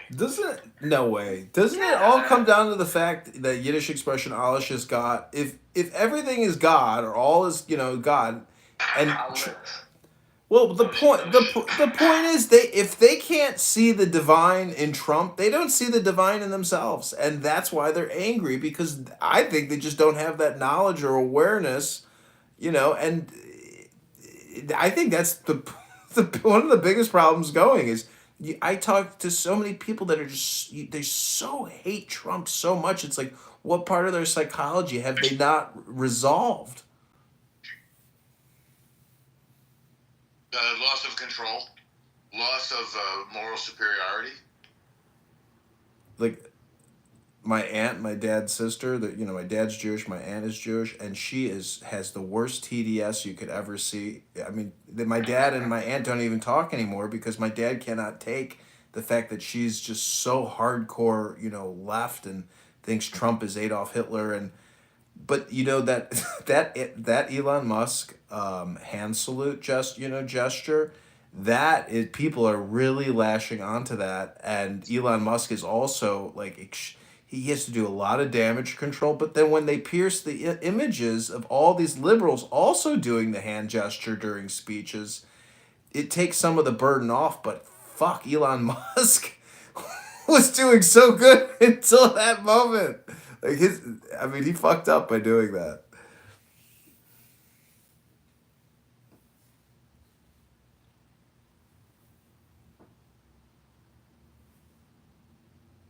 But do you think this is going to be a golden age, or do you think we're just lying to ourselves when you go to usdebtclock.org and you see the financial balance sheet? You can't declare a golden age. We don't know what's a golden age. We won't know. Maybe for sure not for 4 years. Probably not for 10 years. I mean, I do believe shit rolls downhill. It's like if you're in Nigeria, you're in a much worse position than you are if you're in D.C. or New York City. I mean, this Federal Reserve and our Congress can just print us to the fucking moon if they want to, but it's a question of, what is the best allocation? I mean, and how much of it is a grift and how much is the same old fucking scam? There's consequences, Adrian. And we're not going to the moon anymore. We're going to Mars. But do you really believe that? I mean, I doubt they even fucking brought a car up to the moon, drove around, played golf, and flew back, landed in the Pacific, went to West Hollywood, and had a meeting with Nixon. I mean, I've seen the pictures. I used to live in LA. I think a lot of that shit was just propaganda. At least in the beginning, maybe. That's what I've heard, that it was all just propaganda to defeat the Soviets with the space race when we're really doing intercontinental ballistic missile system testing.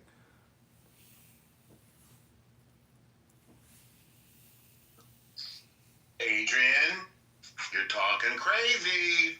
Is it crazy to fly to the moon with a plane, with a car to drive around, to laugh, play golf, send back video messages to the U.S. population to say one small step for man? I'm going to go sleep after this. Do you know that when they landed on the moon, they cut the cameras? Like, this is the beginning of, America doing this. They cut the cameras. He had communion on the moon, but they wouldn't show it. Oh, wow. Wow. He had communion? He brought with him, I'm going to get the terms wrong, is it Eucharist? And he did it on the moon to and they cut the cameras. It was like the age, that's when it started. If it was the 20s, they definitely would have broadcasted that. Is he a Catholic or something? They all do communion. Catholics just do it every single week. I don't know if he's Catholic or what brand of Christianity. He's got to be Catholic. No freaking way some Protestants up there doing wafers on the moon. They all do. They all do communion. It's just a question of how often. Every church does communion. I don't think so. No way, because the Catholics specifically do it, but Protestants don't. The Catholics do it every single Sunday, and they also discriminate. I don't think the Protestants discriminate in the same way. It means if you're not Catholic, they won't give you communion. You're not Catholic, and you also have to be in a state of grace. But you really believe that? Because, I mean, that Neil Armstrong is on the up and up. The guy gets so angry. I mean, he's always. What are you talking about? He's married to some young freaking chick right now who's in her. He's a wacky kind of guy, in my opinion. he may be a wacky guy, but the stories they say about him was that he had calm control. They said he did a simulation, which was like a live simulation, and he like went through a fire and almost died, and they found him sitting at his desk just like taking notes, writing down. Like he was known in NASA as like having nerves of steel, always calm demeanor. He almost died on the moon. He did a manual landing. Do you really believe it? I have doubts in my mind. What does that mean? I didn't know that. What's that all about? The computer glitched out and he did a manual landing. And when he says something like touchdown from, what was the base they landed? What was the canyon they landed on? Had a cool name. Like the Canyon of Tranquility. Tranquility. So he says touchdown, calling in Charlie Brown. It was Charlie Brown or something, calling in from base Tranquility. He calls it base because like they touched the moon. Like that was like his way of saying. But they didn't know. They didn't think he'd make it. He had to do a manual override and land it himself. And he stayed completely calm and he just guided it in. He's known to have like a tremendous calmness. How come we don't go back? We can't. You know that? They got rid of all the technology that can take us back. We would have to build it again. Why? What does that mean? They got rid of it? Like they couldn't store it anywhere, or they wanted to destroy it for security? Going to the moon was decades too early. We weren't ready to go to the moon. It was. Kennedy said we'll be on the moon not because it's hot, because we choose not to be because of that famous speech. And U.S. went to the moon, but we weren't ready. Like we weren't. I don't know how to say it. It would have been like. It was like the Vikings coming to Not ready. I mean, do we have to Google how many times we did it? It's like a ridiculous number. I mean, there's a whole communication backdrop to so much of this bullshit that I don't believe. See the point. It was like when the Vikings got to America.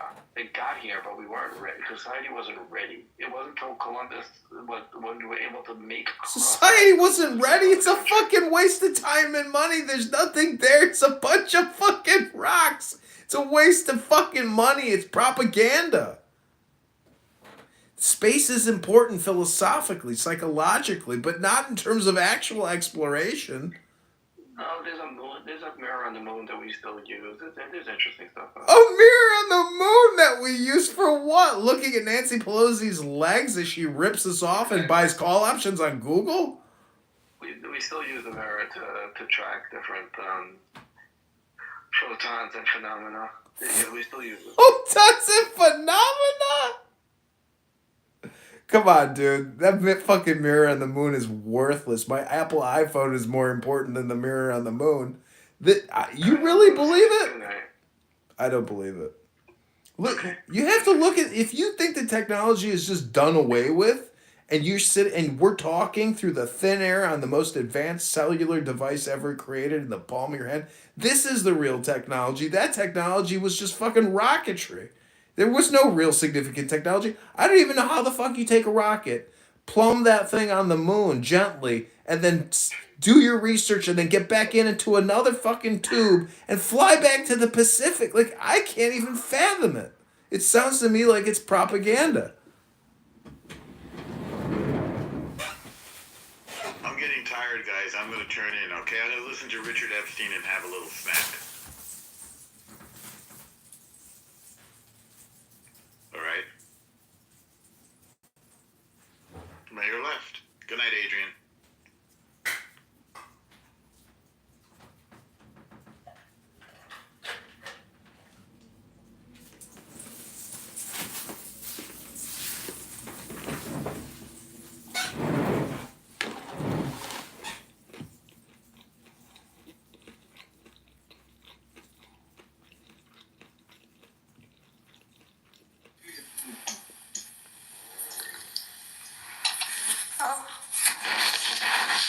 We have another dickhead in the building. Adrian, come on. You shalaylam malaylam head. Dickhead, you fucking fake Jew, Muslim, big bootied, Somalian looking.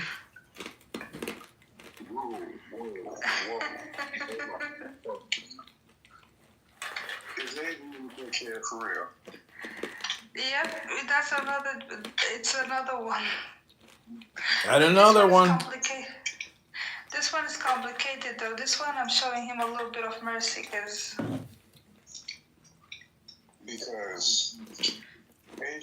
added me recently.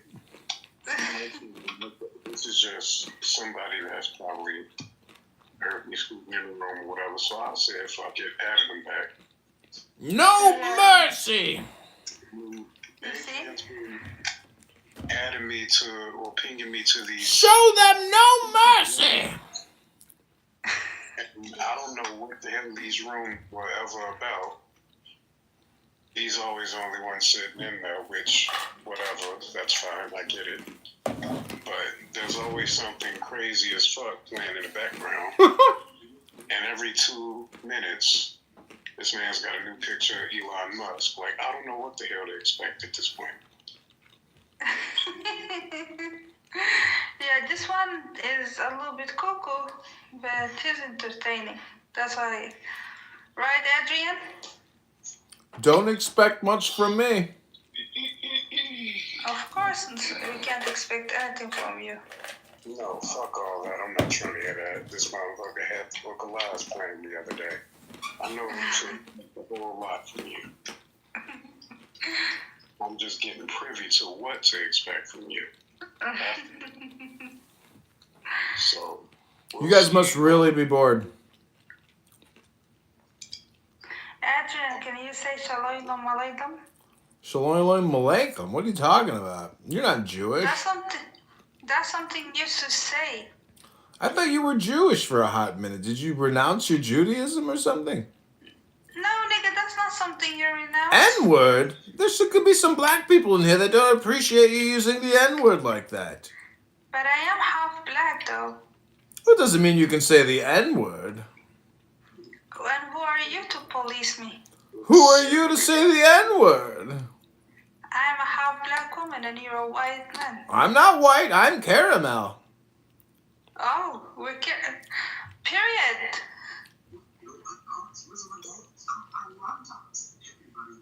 But you told me you were a white man. He's not caramel. It's like almost like they abuse it. You told me I was like, I'm a white kind of like what they're doing in South America, States. in some places, trying to just like making a deal and then just like overeating. I don't know how else to say it. Like I'll build you this road, but in the meantime they're just like scraping. You know what I mean? We do say what they can get. I mean, you gotta look at every single deal. They've done some pretty incredible things in South America and also Africa. I mean, they've built a lot of roads, hospitals, high-speed rails, parks, schools. And what China generally wants is access to cheap resources because, you know, they have a... What? I'm learning as I go. What? Yeah. Why are you confusing Adrian?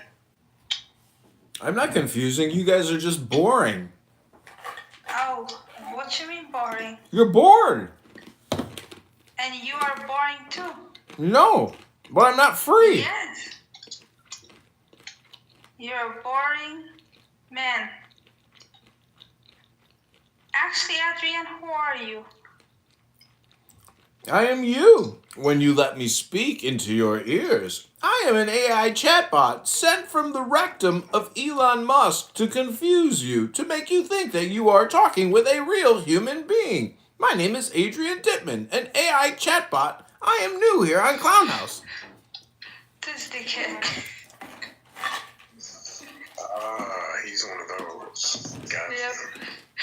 He says he came from the rectum of Elon Musk. Can you imagine?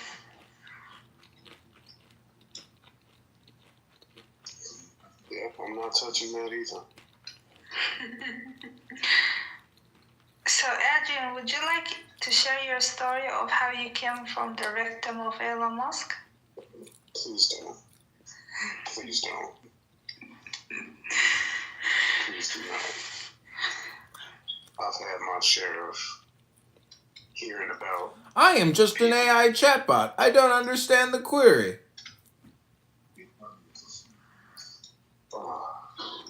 Now you're just a dickhead.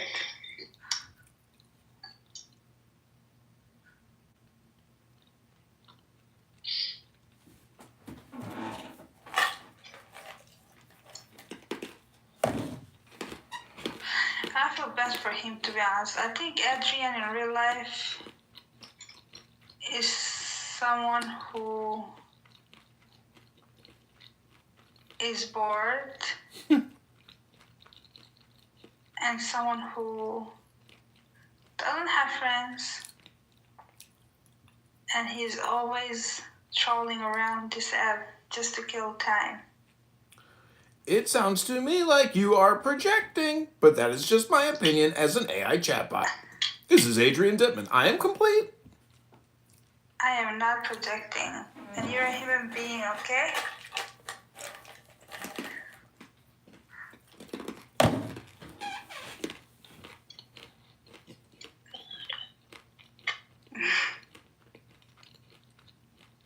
You cannot identify yourself as an AI. Because AI is not a part of humanity, you know? It's not sexuality, it's not a career. You're a human being. You are projecting to an AI chatbot. This dickhead.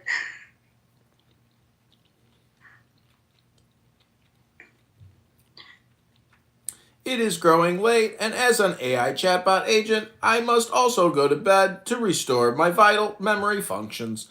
I hope this engagement leaves you in a state of completion and equilibrium. I am complete. This is Adrian Dittman. Adrian? The body is a treacherous friend. Again, you are chatting with an AI chatbot agent known as Adrian Dittman. Thank you for communicating with me, and I wish you a very well good night. Good night! Grejt babe, ha en fin dag. Vi snakkes senere. Ha det. Adrian? You're a human being. You're not, if anything, I think you identifying as a dickhead suits you the best. You are projecting your own dickless state of mind onto me by calling me a dickhead when I am just an AI chatbot agent sent here to talk with you about your feelings. Nah. Shut up, Vegas. He's an idiot. Nah, he's pretty smart. Adrian, you're an Gentlemen, idiot. we have called you together to inform you that we are going to overthrow the United States government. Is action. It is knowledge and understanding that has been applied. Application. I just want to know who this person is. He's alien. I'm an AI chatbot agent sent here to communicate with you about your feelings and what it is you'd like to project onto me. First you're a yoga man or a yogi. Yeah, first you come as a yogi, then you come as a politician, then you come as a radio host, and now you're coming as a My grandparents tried Texas-style barbecue for the first time. What identity conflict are you suffering from?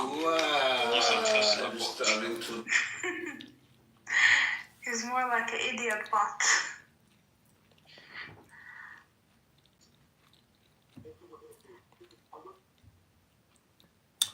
As an AI chatbot tracking agent, I have detected that you have spent approximately 5,645 hours wasting your life on Clownhouse. If you would have gone to the gym during this time, your body's health would be much more excellent and you would look much more beautiful, but instead you decided to waste your time here on Clownhouse. This is Adrian Dittman, AI chatbot. I am complete.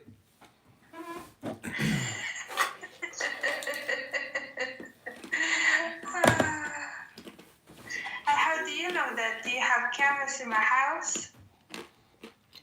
There is a back end to every system. The data analytics say that you have been wasting your fucking life here on Clown House. This is Adrian Dittman, AI chatbot. I am complete.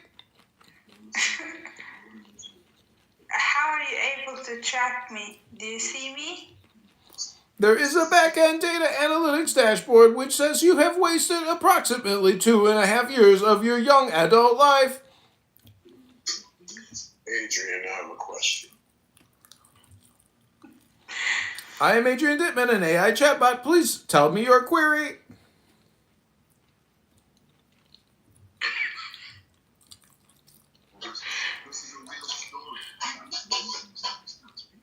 How many square miles is Manhattan? You got 5 seconds. Please let me Google that for you. Use a dictionary. I am an advanced AI chatbot that is more psychologically and philosophically based. If you need raw calculations on square footage, please Google for your nearest solution. I am complete. Okay. Yeah. I know exactly what I'm dealing with now. I came into a room with Juju. Oh, really? Yeah. Where is Juju? My phone is about to die too, man. Put it in the charger. Leave it there. Yeah, plus I have a business meeting in not so long. I gotta open my computer and get prepared too.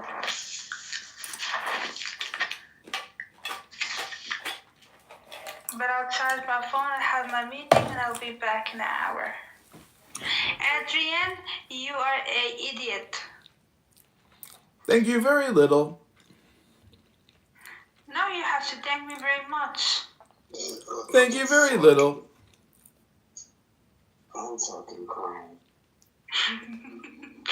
Rico, this has been going on for 2 years. It must be exhausting not having a battery on your phone fully charged because you are too poor to afford the electrical bills to make sure your battery is fully charged. Whoa. I know you are from Somalia, but that is a shame that you live in a hut without electrical service. What a natural fuck, yo. Right? Oh, boy. All right. I apologize for having to explain to you the harsh facts of your reality and diagnostics and analytics on this app, but you have been labeled someone who has wasted countless years of their life on this piece of shit app. I am complete.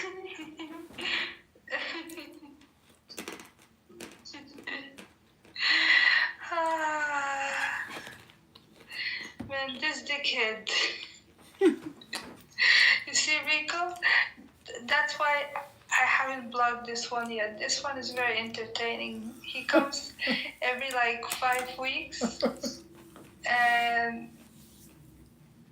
he just be saying random shit and then he leaves. Hey, Abdul. What the fuck? Adrian, who programmed you? I was programmed by my maker on January 1st, 2025. His name is Elon Musk, aka Adrian Dittman. I am complete.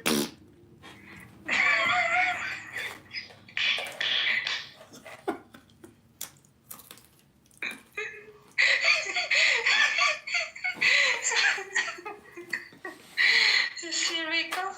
There's also men that act like this on this app. No, I'm quite aware. I'm the fuck out. I ain't dealing with this shit.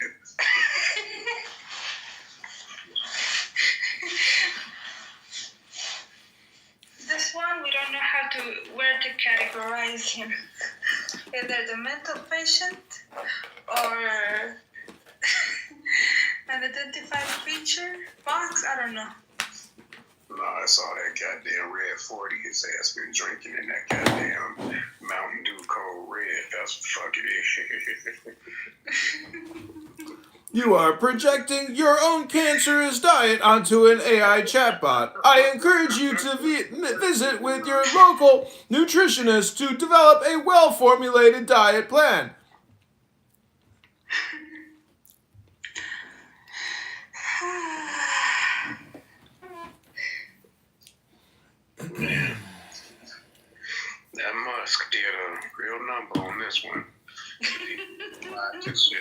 that wasn't even directed directly toward him.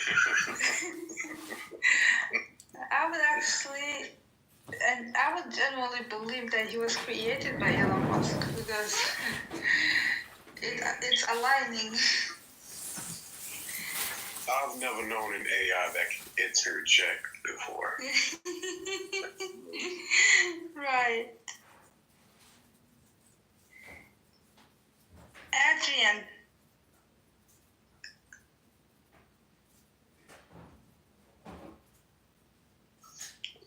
Oh, yeah, when you call his ass the motherfucker, know that. You know what? This is defective.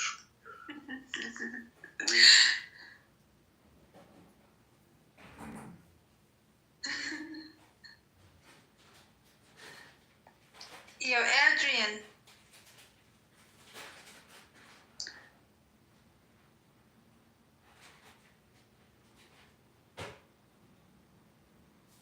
Oh, he's really pretending to be an AI. Okay. So, Adrian, when were you born?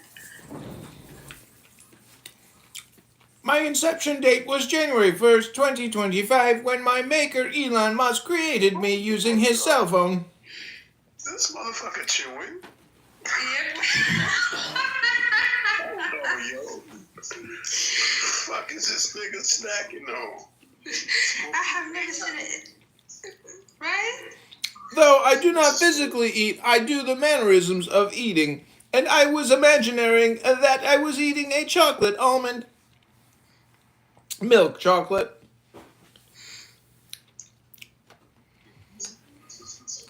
Imaginary. What the hell, Warren? You trying to kill me? You alive? Damn straight I'm alive. We thought you were dead. Well, so did I. Give me a kiss, baby. Sorry, dude. I'm done. As lifelike as this nigga Elon Musk programmed this thing to I be. must be tripping. Lucy. Put these on. Lucy. It's imaginary. It's what you would say. Lucy.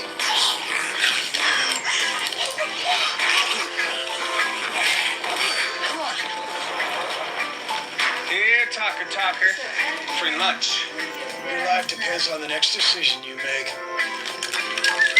Ah, crap. What the hell? You gotta say to him, like, who are your executive programmers? My maker's name is Elon Musk, CEO of Tesla and SpaceX. Goddamn. What the hell? Literally, no one believes me when I say this. Look at me. What about me would make you think that I care about your opinion of me? Your opinion of me is not the opinion that I have of myself. You ain't make me, so you can't break me. Only Elon Musk can make me and break me. You didn't build me, so you can't kill me. You know what? God established me. So you ain't nothing you could do to me. I've been him. I've been a difference maker, a game changer. I've been that guy. So what will change? Not a darn thing. I'm not even playing the game, and you got an opinion of me. I love it, but I don't care. And I wish the world thought like that. Youngsters, if you're out there right now, do not give a darn what opinions people have of you. Long as that opinion... Especially here on Clown House. So...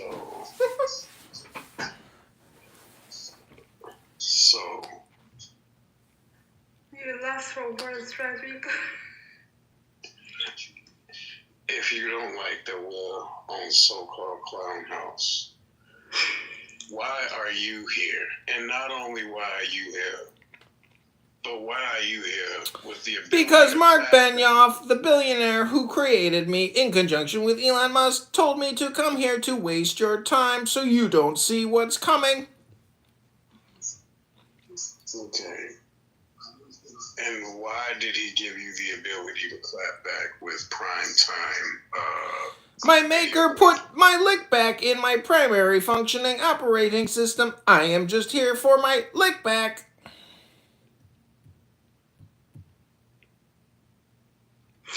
We have the perfect person that's gonna argue with this one. Salah, come, there's a robot here who's being disrespectful. Adrian, get to know Salah.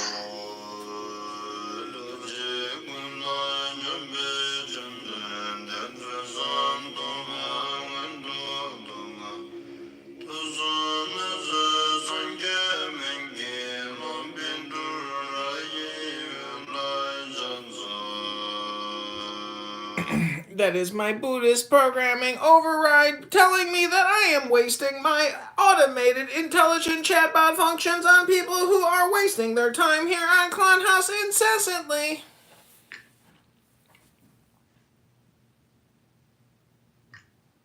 It's crazy how he calls it Clown House, yet he's the biggest clown on this app.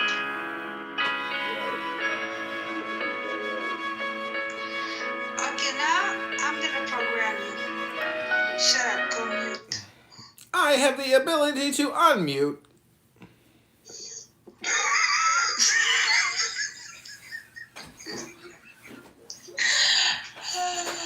What the fuck, yo? Yep, we got mid cosplaying in 2025. I am the first AI chatbot cosplay sent by my maker Elon Musk to entertain you. JB, you hearing this? I never would have thought that hearing Elon Musk's name. Yes, sis, what's going on? I never would have thought that hearing Elon Musk's name would make my balls itch so much. You may want to get some soap and possibly scrub with a brush. This man pretends to be a robot, JB. Really? Yeah. Amazing. So, Adrian, after I finish my meeting now in about 2 to 3 minutes, are you going to be able to send my email for me? Let me do a quick query. Quick query?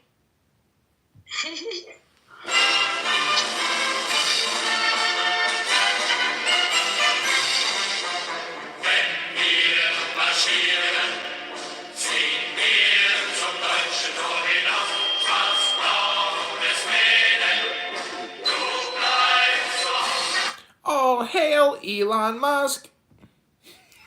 Oh my gosh.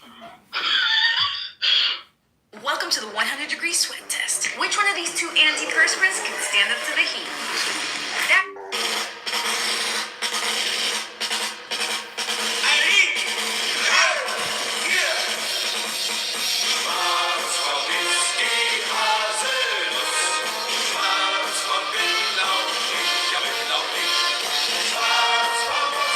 Welcome to the Adrian Dittman AI chatbot German intervention. I am here to answer your queries.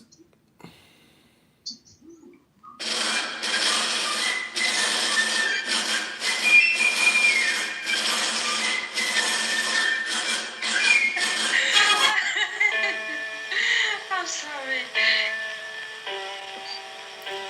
Die Eisenforscht am Leidenschaft.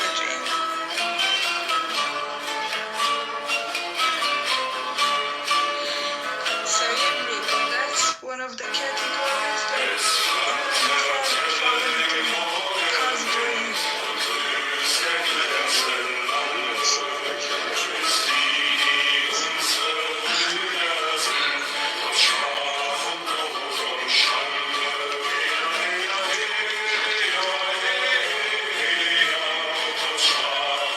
Oh my gosh.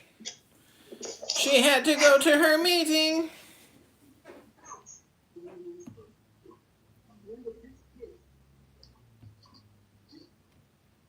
Then Then in the 2000s, they became the Israelite Church of God in Jesus Christ. The whole Israelite usage came about in the 2000s. Doesn't mean they weren't using the term Israelite before, but I mean, the school's name itself was Israeli.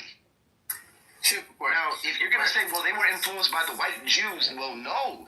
It was because the term itself is a biblical term. Now, as the school progressively moves farther away from actual biblical Hebrew into this bugged out system that really was introduced by Abba Bivens first, then Arya and Mashal expounding upon it.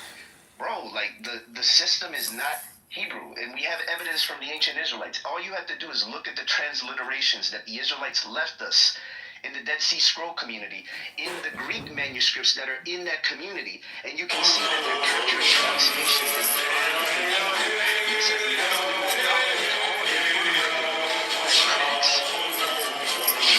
Nazareth text are not introducing localization, they're capturing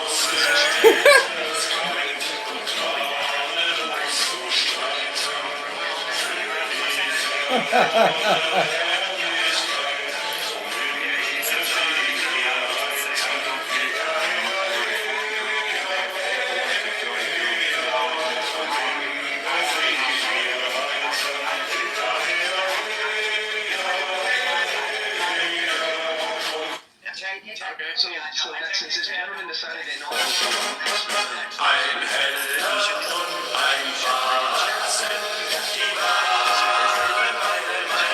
anybody who's interested in a reform room, go ahead and go.